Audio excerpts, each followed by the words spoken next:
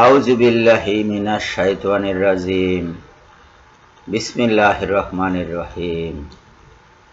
ইন্নাল্লাযীনা কাফারু বিআয়াতিনা সাওফা নুসলিহিম নারান। নিশ্চয়ই যারা আমার নিদর্শন সমূহে প্রতি অবিশ্বাসী হয়েছে। এখানে নিদর্শন সমূহ বলতে কোরআনের আয়াত বোঝানো হচ্ছে। আসলে এখানে আয়াতিনা বলা আছে, কাজে আমরা আয়াতই পড়ব। যারা আমার আয়াতকে অস্বীকার করে তাদেরকে অবশ্যই আমি অগ্নিকুণ্ডে দাখিল করব। আল্লাহ পাক ঘোষণা দিয়েছে, শাস্তি দিবেন আল্লাহ, তাদেরকে অগ্নিকুণ্ডে প্রেরণ করবেন।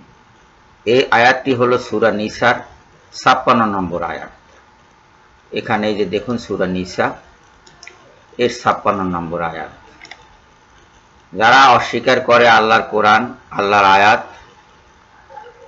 তাদেরকে তিনি জাহান্নামে দাখিল করবেন যখন তাদের চর্ম বিদগ্ধ হবে। সেই চর্মের বিদগ্ধ চর্মের পরিবর্তে তাদেরকে নতুন করে আবার চামড়া দিবেন তিনি, যাতে তারা নতুন করে শাস্তি পায়। আল্লাহ অতীব সম্মানী এবং প্রজ্ঞাময়। আল্লাহ জানেন কিভাবে শাস্তি দিতে হয়। পক্ষান্তরে যারা বিশ্বাস স্থাপন করেছে, আল্লাযীনা আমানু ওয়া আমিলুস সালিহাতি, তাদেরকে তিনি জান্নাত সমূহের মধ্যে দাখিল করবেন, আর যার নিম্নে স্রোতস্বিনী সমূহ প্রবাহিত, তাহাতিহাল আনহার,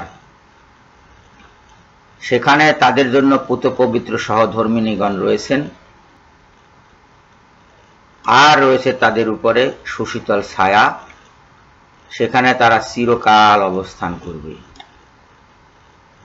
এই হলো কাফের এবং মুমিনের মধ্যে পার্থক্য। কাফিরের শাস্তি, মুমিনের শান্তি। এটা আল্লাহর নিকট মুমিনের প্রাপ্য, কাফেরের প্রাপ্য। এই ওয়াদা তিনি এই সূরা নিসার ৫৬ এবং ৫৭ নম্বর আয়াতে করে দিলেন। সবাইকে ধন্যবাদ জানিয়ে এখনকার মতো বিদায় হচ্ছি। আল্লাহ হাফেজ। আসসালামু আলাইকুম রহমতুল্লাহি ওয়া বারাকাতুহু।